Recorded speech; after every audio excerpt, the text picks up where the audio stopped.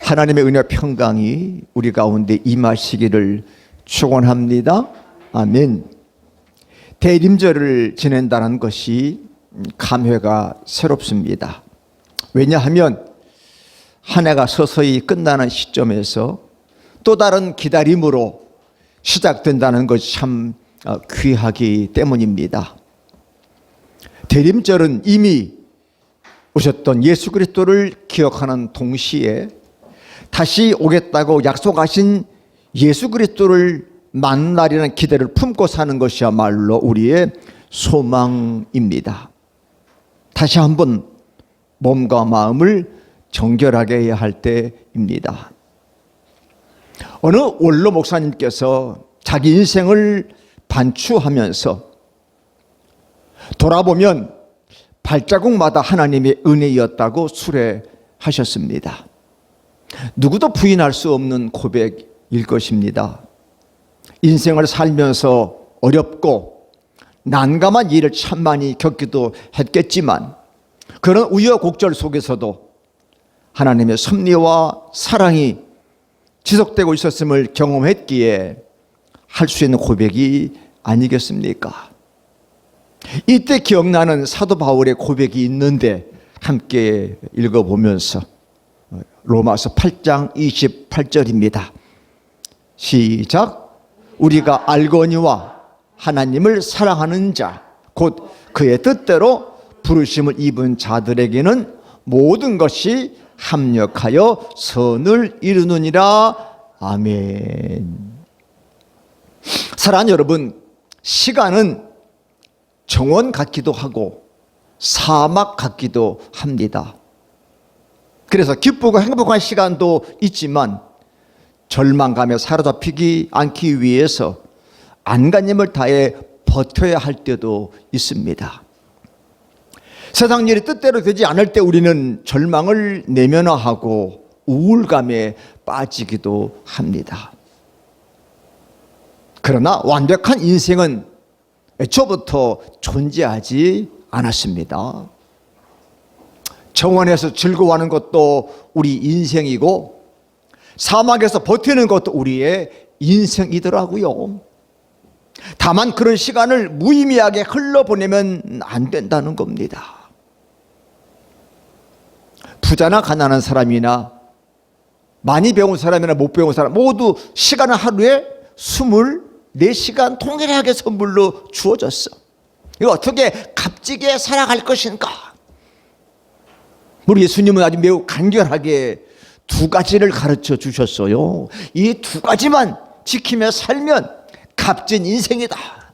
자, 첫째가 다 같이 시작. 마음과 목숨과 힘을 다하여 하나님을 사랑하는 것. 두 번째는 이웃을 자기 몸처럼 사랑하는 것. 아멘. 그러니까 성경을 딱 요약하면 하나님 사랑과 이웃 사랑. 그것도 요약하면 뭐예요? 한 단어 사랑입니다. 그러니까 사랑하면서 살면 인생을 값지게 사는 거예요. 그 중에 구체적으로 먼저 하나님을 사랑하고 둘째 이웃 사랑하면 그러면 값진 인생을 사는 거다. 이웃은 나 말고는 다 이웃이에요. 그러니까 이웃을 자기 몸처럼 사랑해라. 근데 자기도 포함되잖아요. 기다림의 절기를 보내면서 우리의 삶을 돌아본다면 무엇보다도 먼저 죄스러운 마음이 큽니다. 왜 그럴까요? 하나님을 사랑한다고 고백하면서도 마음과 목숨, 뜻과 힘을 다하여 사랑하지 못했기 때문에 그래. 말은 하나님 사랑합니다 그랬는데 마음과 목숨과 뜻과 힘이 덜 들어갔어. 그죠? 덜 들어간 것 같아. 보이지 않는 전장의 세상살이에서 아직도 무엇을 먹을까 무엇을 마실까에 살아남기에 전전긍긍했기 때문이 그렇습니다. 이웃을 내 몸처럼 사랑하셨지만 우린 짐짓 고통받는 이웃들을 외면하며 살았습니다. 왜 그럴까요? 내 코가 석자라는 생각에 붙들렸기 때문이죠. 야, 내 코가 석자인데 무슨 남을 돌아봐. 또 나보다 조금 더 잘 살면 뭐 잘 되면 괜히 은근히 미워하며 질투했잖아요. 사랑은 그만두고 쟤는 나보다 못났는데 왜 잘 살지? 쟤는 나보다 좀 시원찮은 것 같은데 왜 쟤는 더 재밌게 살지? 은근히 질투, 미움이 우리 마음속에 있더라, 그런 얘기입니다. 코로나19가 재확산되고 있어요. 듣도 보도 못한 오미크론이라고 하는 변이 바이러스가 발생하여 전 세계가 바짝 긴장하고 있습니다. 참으로 어려운 나날들이에요. 저도 기저질환 환자라 이번 수요일 날 제 3차 백신 접종을 예약해 놓고 있어요. 아마도 주님이 다시 오실 때까지 이런 일들이 계속되리라고 조심스럽게 예상하게 됩니다. 또 다른 바이러스가 계속 나올 거예요. 어쩔 수 없어. 그래도 여전히 우리는 우리가 도대체 예수님을 진심으로 받아들여야 합니다. 받아들인다.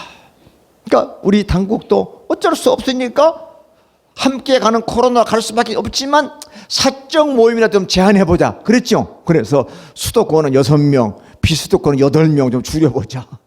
줄이면 조금 더 좀 나을까. 특별한 대책이 사실은 없다, 그런 얘기예요. 마태복음 25장은 예수님께서 어떤 모습 우리에게 오는지를 두렵게 보여주고 있어요. 어떤 모습 우리에게 오실까? 예수님은 굶주린 사람, 목마른 사람, 헐벗은 사람, 외로운 사람, 병든 사람, 감옥에 갇힌 사람의 모습으로 오신다. 화려하게 황금마차 타고 오시는 것이 아니라 어려운 이웃 우리 곁에 오신다라고 성경은 말합니다. 그렇기 때문에 우리는 과연 예수님을 알아볼 수 있을까?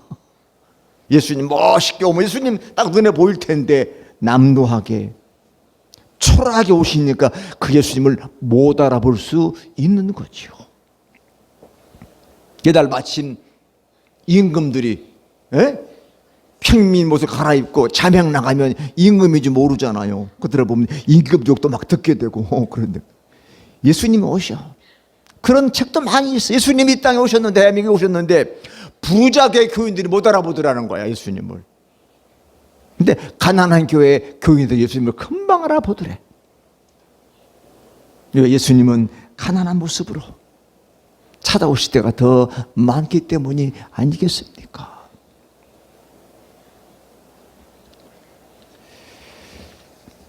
오늘 본문에서 베드로는 이 둘째 편지를 쓰게 된 까닭을 1절에서 밝히고 있는데, 그것은 사람들의 기억을 되살려 진실의 마음을 일깨워서 선지자들과 사도들의 말씀을 생각하고 기억하게 하려고 이 편지를 쓴다. 두 번째 편지니까 베드로 후서지요.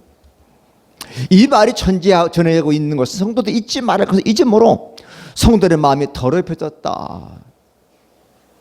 여러분, 잊지 말할 것 잊는 것이 우리의 삶의 병통이야. 이거 잊으면 안 되는데 자꾸 잊어버려. 그죠? 잊어버려. 물론 잊어버리는 게 축복일 때도 있어요. 그죠? 다 기억하면 머리 터져 못 살아. 잊어버리니까 좀 잊어버려야 돼. 그죠? 근데 꼭 기억할 것도 잊어버리니까 문제가 되는 거지. 그죠?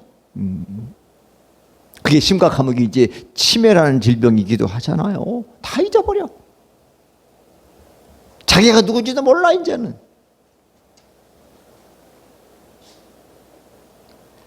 그래서 우리 평생 과거에 겪었던 기억들에 붙들리면 안 돼요. 그런 기억을 삶 옥전에 사서 요즘 그거 보고 트라우마라 그러대요. 과거에 붙들려 발목에 잡히면 앞으로 나갈 수가 없어. 우리의 자유로운 날개짓을 가로막아.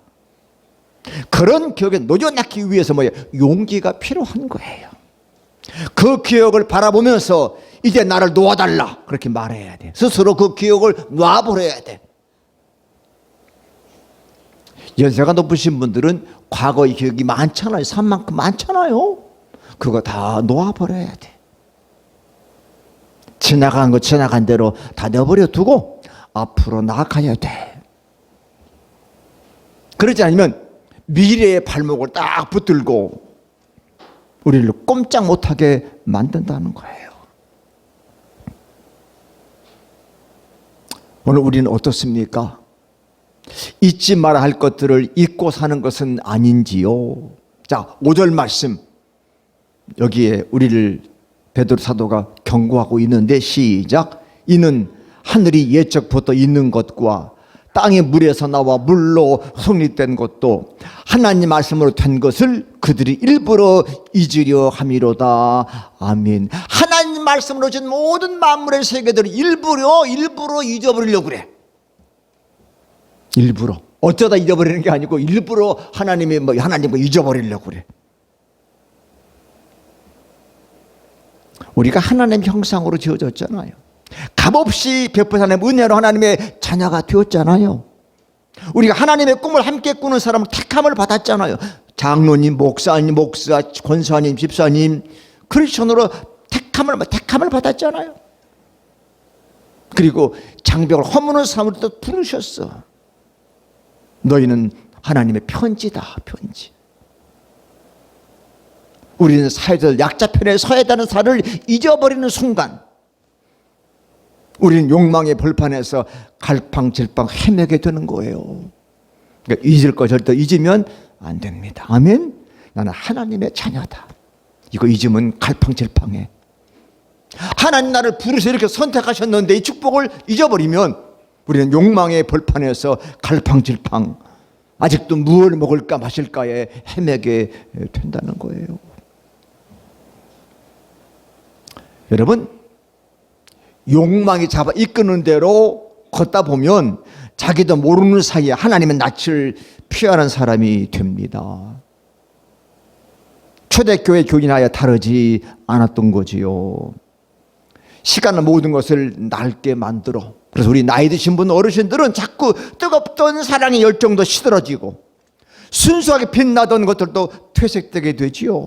아이고 뭐 늙었는 내 나이에 무슨 열정, 내 나이에 무슨 순수한 거 아니에요. 다시금 따라합시다. 잘 산다는 것은 다시 시작할 용기를 품는 거다. 아멘. 다시 시작해 보는 거예요. 네.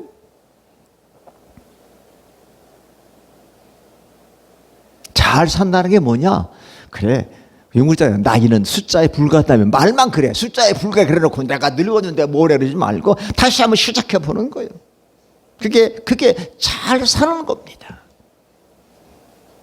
사도 베드로는 사람들의 믿음이 해이됨을 금방 알아차리고 편지를 보내. 왜 그럴까? 예수님 오신다고 자꾸 시간이 지연돼. 예수님이 안 오시네, 늦게 오시네, 이러다 안 오실지 몰라. 이렇게 되니까요, 믿음이 자꾸 해이해지는 거야. 우리도 이제 코로나 금방 끝날 줄 알고 바짝 조였는데 안 끝나고 자꾸 늘어나니까 야, 이러다 평생 가는가 보다. 에이, 그냥 살자. 이러다 보니까 점점 늘어나는데 또 듣도 보도 못한 오미크론이 또 생기면서 근데 죽지는 않는다 그러니까 안 죽는데 그러다 보니까 점점 병상 확보가 되지 않았고 중증은 늘어나고 요즘은 60만 넘어도 고령자 그러대요. 60은 청년인데 무슨 고령자야. 고령자 점점 늘어잖아. 해이해지잖아요. 그래서 어떤 사람 자기 욕심대로 막 사는 거야. 요즘 보세요. 젊은이들 한꺼번에 얘기 죄송하지만 막 욕망대로 살잖아요. 아니 기성세대들도 막 욕망대로 살아서 신실한 믿음의 사람은 조롱해. 그 조롱이 4절에 자 4절을 같이 읽어봅니다. 시작. 이르되 주께서 강림하신 약속이 어디 있느냐?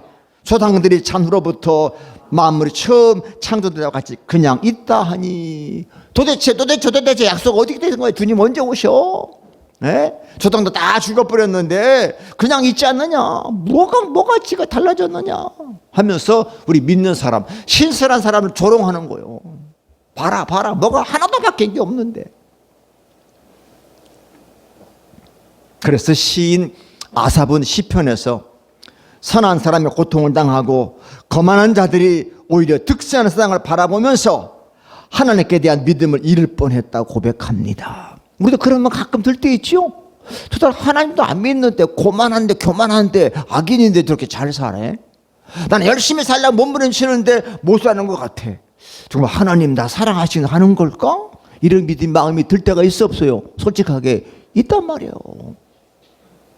있어. 근데 이런 현실을 직접 자꾸 경험하다 보면 회유와 절망에 빠지기 쉬워요. 그렇죠. 그래서 조롱하는 자들이 힘을 얻는 것은 그 때문입니다. 죄를 지고 뻔뻔한 건 그 때문이야.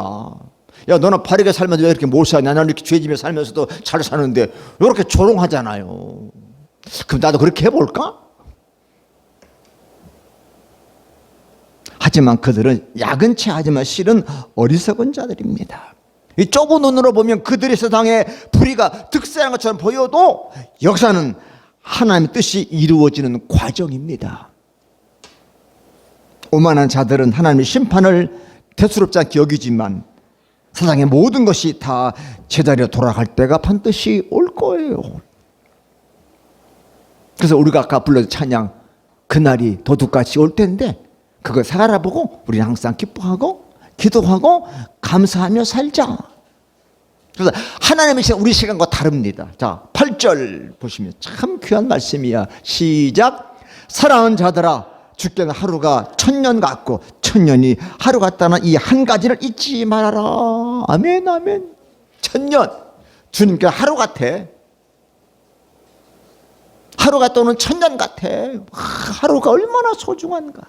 또 주님이 야 천년 그것도 아무것도 아니야 그렇게 하신다. 이거 잊지 말아라, 잊지 말아라. 인간이 이렇게 유한해. 자, 시편 90편 5절 보니까 시작. 그들은 잠깐 자는 것 같으며 아침에 돋는 풀 같으니이다. 이런 사실 잘 알기 때문에 그는 12절에서 시작. 우리에게 우리의 날 세는 법을 가르쳐 주셔서 지혜의 마음을 얻게 주십시오라고 기도합니다. 그죠? 인간 도입해 보니까 장로님 금방이죠? 금방이에요. 금방이에요.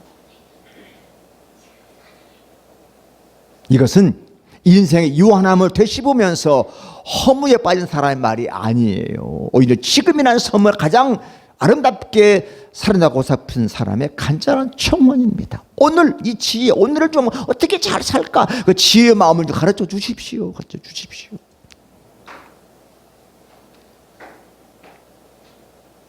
프랑스의 문호 파스칼 뷰리크네르라는 사람이 이런 귀한 말을 했는데 한번 우리 책을 읽어오는 마음을 읽어봅시다. 시작. 삶은 자신을 소중히 여기는 자에게 달고 저주를 퍼부는 자에게 매섭게 군다.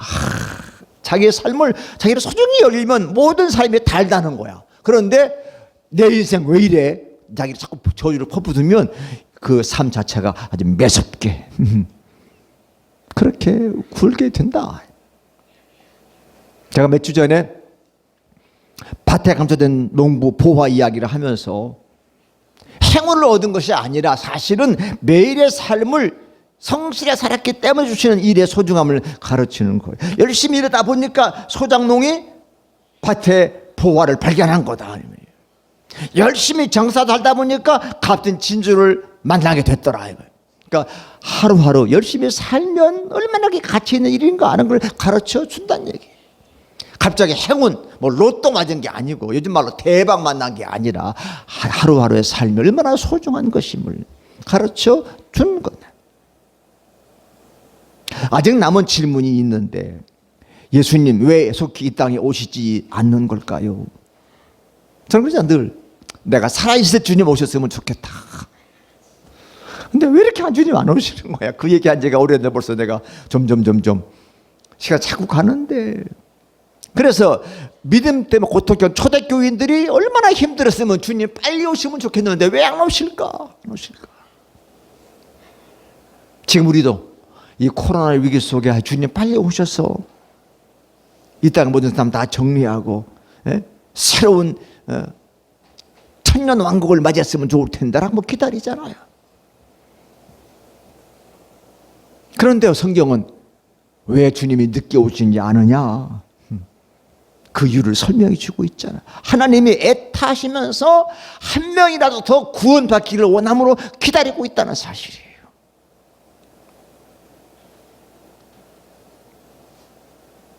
그 마음을 깨닫고 예수님께 돌아오는 것이 바로 회개라고 하는 거예요.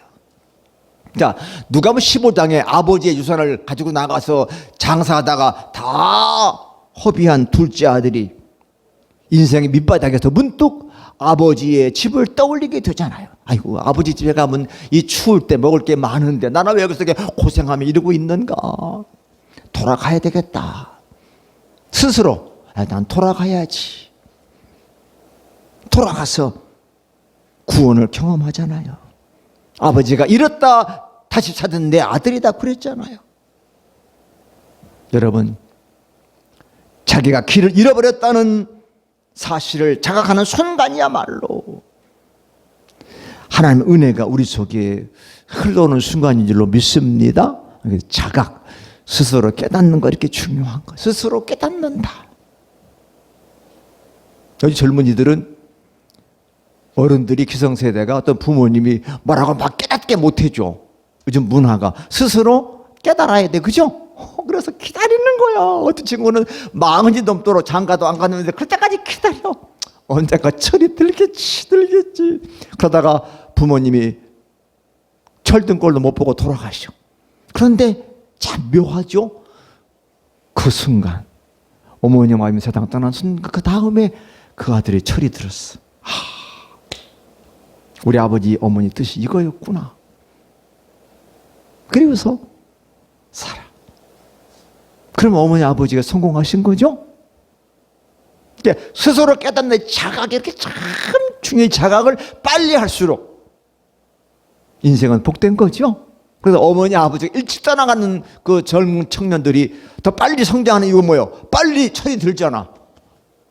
빨리 깨닫잖아. 어머니 아버지 사랑 받던 애들은 은수저 금수저는 못됨으로 살다 보니까 몰라, 못 깨달았는데 어려서부터 고생한 사람들은 일찍 깨달아. 좀 서글프기도 하지만 일찍 철이 들잖아.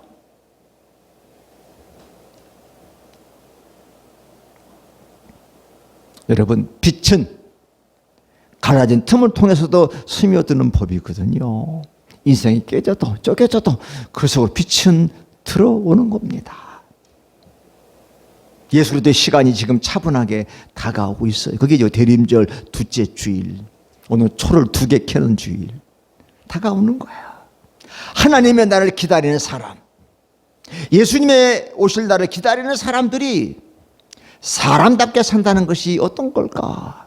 자, 베드로는 아주 간명하게 오늘 본문에서 우리에게 가르쳐 주시는데 함께 읽습니다. 시작. 너희가 9절을 못 읽어요. 9절 한번 보십시다. 9절을 못 봤네요. 9절 시작. 주의 약속은 어떤 이들이 더디다고 생각하는 것 같이 더딘 것이 아니라 오직 주께서는 너희를 대하여 오래 참으사 아무도 멸망하지 아니하고 다 회개하기에 이르기를 원하시느니라. 아멘. 그렇다. 지금은 하나님을 등지고 사는 사람들, 요즘에 자연주의, 자연 얘기만 해요. 이 자연주의들은요, 하나님을 등지고 사는 사람들이에요. 또 자연을 얘기하는 사람은 이제 사실 자연은 하나님이 만드신 거잖아. 그러니까 욕망을 따라 사는 사람들에게 하나님께 돌이키기를 기다리는 집행유예의 기간이라고 성경이 있잖아. 하나님이 지금 회개하기를 지금 기르기를 다 기다리고 계신다. 그래서 하나님의 애타움을 우리 기다림을 알아야 돼.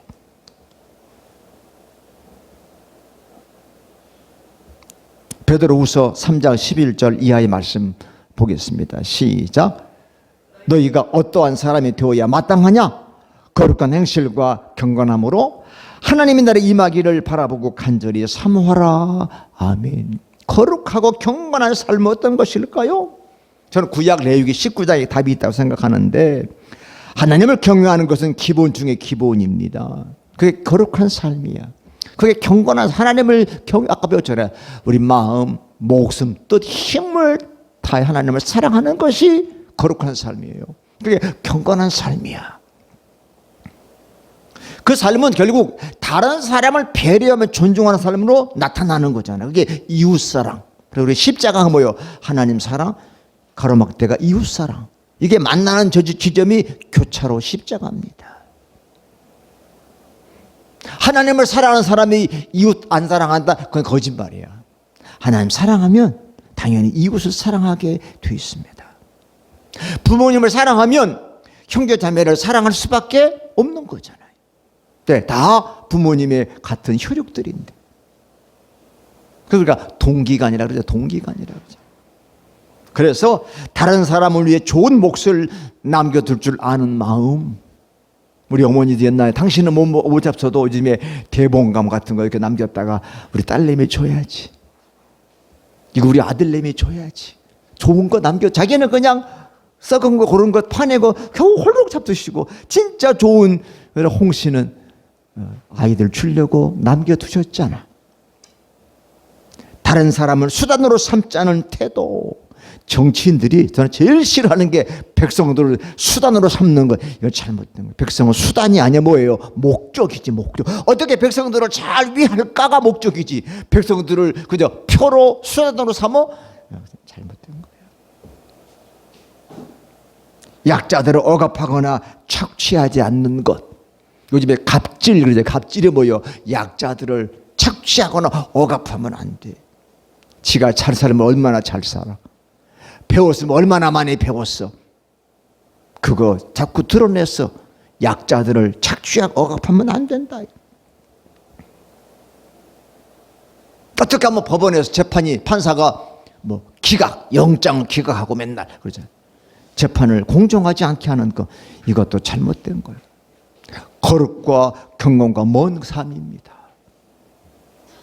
지금도 법원 가면 판사들은 가운을 입어. 이게 법의라는 거예요. 이야, 목사들도 가운 다 벗어 던졌는데, 법의를 입어. 그래 놓고는 재판을 공정하게 안 해. 생명을 위태롭게 하면서까지 이익을 보려하지 않는 것들. 요즘에 반려견, 반려식물들, 반려견. 야, 그냥 생명이 아까워서 그 유기견들 그렇게 새끼처럼 돌보는 사람이 있는가 하면 걔들을 그냥 수십 마리 키우면서, 그렇죠, 식용으로 내놓고 학대하는 그런 사람들 얼마나 많아. 이건 안 된다, 안 된다.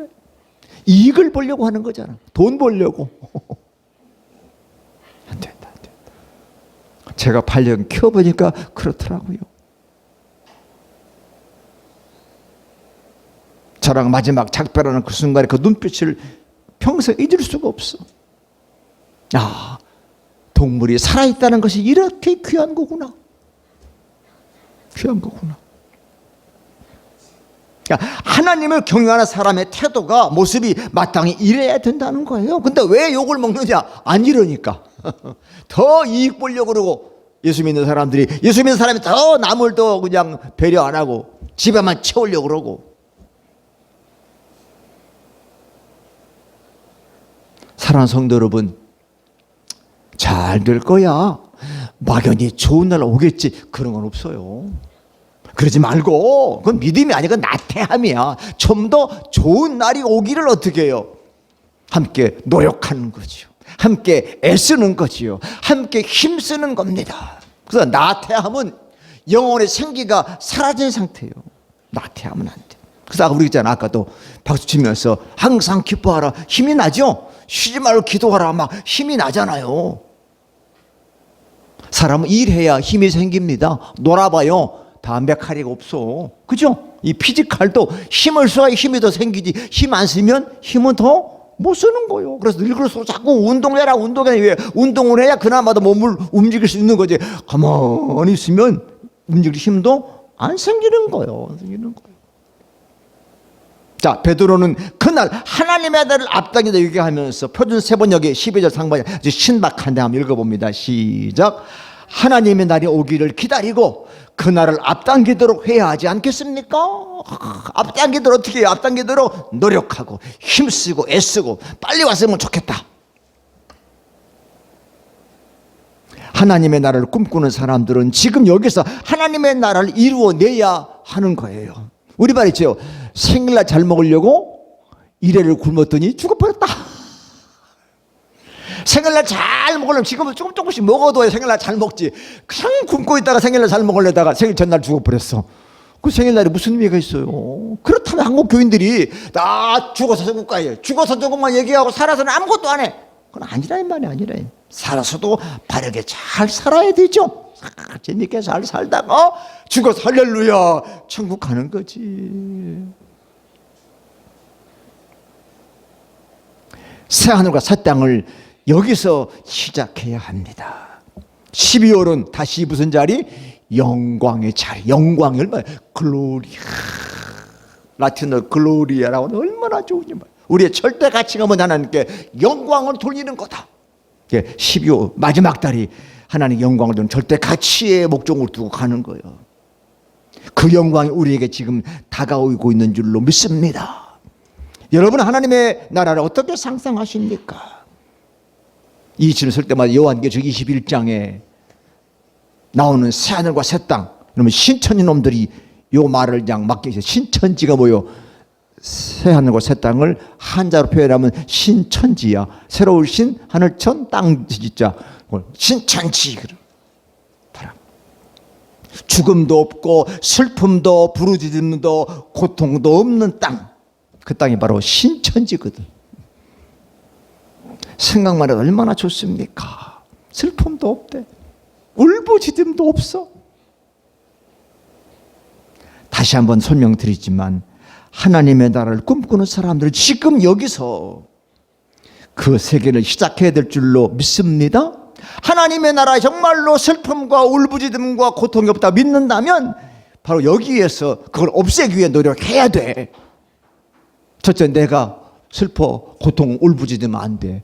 이웃을 위해서 노력해야 돼. 하나님 나라에 공해가 없을 걸. 그러면 지금 우리가 공해를 줄이기 어떻게 해요?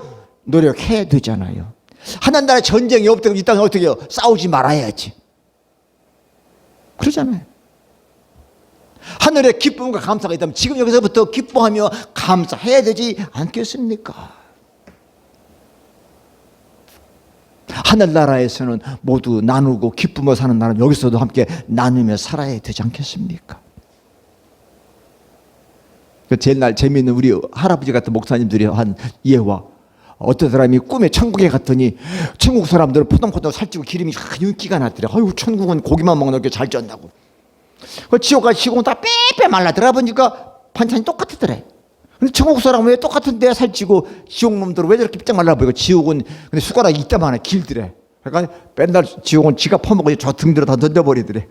길어서 입으로 안 들어가니까. 근데 천국은 떠서 앞에 사람 먹여주더래. 할렐루야. 그러니까 먹고 서로 먹여주니까 먹고 건강하고, 지옥 놈은 지만 먹으려고 그러다 보니까 다 쓸어 퍼제키고 지 입으로 안 들어가는 거예요.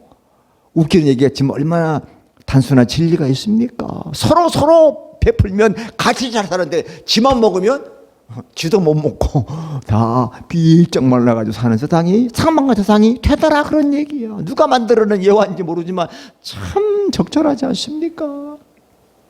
천국을 믿는다면 이 땅에서 서로 가난한 사람, 어려운 사람 어떻게 서로 섬기면서 하면 그러고 살아가야 한다. 그게 진정한 기다림이다. 기다림. 그러면서 기다려야 돼. 아무것도 안 하고 성탄절 선물 기다리는 게 아니고 이웃을 도우면서 섬기면서. 자, 오늘 13절 우리 말씀 요절인데 우리를 이렇게 요약하는데, 시작. 우리는 그의 약속대로 의가 있는 곳인 새하늘과 새 땅을 바라보도다. 아멘. 오늘 설교 제목이 새하늘과 새 땅을 바라보며 어떻게 해요? 이 땅에서 멋지게 잘 의롭게 살자. 의는 한자인데 영어는 되게 길어. 라이티오스니스. 의는 길어. 왜 이렇게 영어를 라이티오스니스로 길게 했을까? 우리말은 바르게 살자. 바르게 살면서 바른 하는 나라를, 새 땅을, 새 하늘을 바라보고 살아가야 된다는 거예요. 아멘. 오늘 예수 믿는 사람이 불신자를 욕먹는 것 중에 하나가 뭐예요? 너네들은 네에서 소망이 있다면 이 땅은 왜 이렇게 사냐? 이 땅도 잘 살아야 돼. 하면 잘 산다는 게 높은 집에서 부잣집 사는 게 잘 사는 게 아니에요. 어떻게 사는 게? 새롭게 시작할 용기를 가지면서 이웃을 섬기고 함께 가고 기쁘며 살고 별거 다 감사하고 살 때, 아하, 믿는 사람은 다르구나. 그래서 새하늘과 새 땅은 올바름이 깃들여져 있는 곳이에요. 우리 올바르다, 바르다. 그게 멋있는 말로 하면 거룩이고 그게 성결입니다. 그게 경건한 거예요. 말만 드리고 하면 경건한 게 아니고 바르게 사는 게 경건한 삶이야. 아멘. 이웃을 섬기는 게 거룩한 삶인 거예요.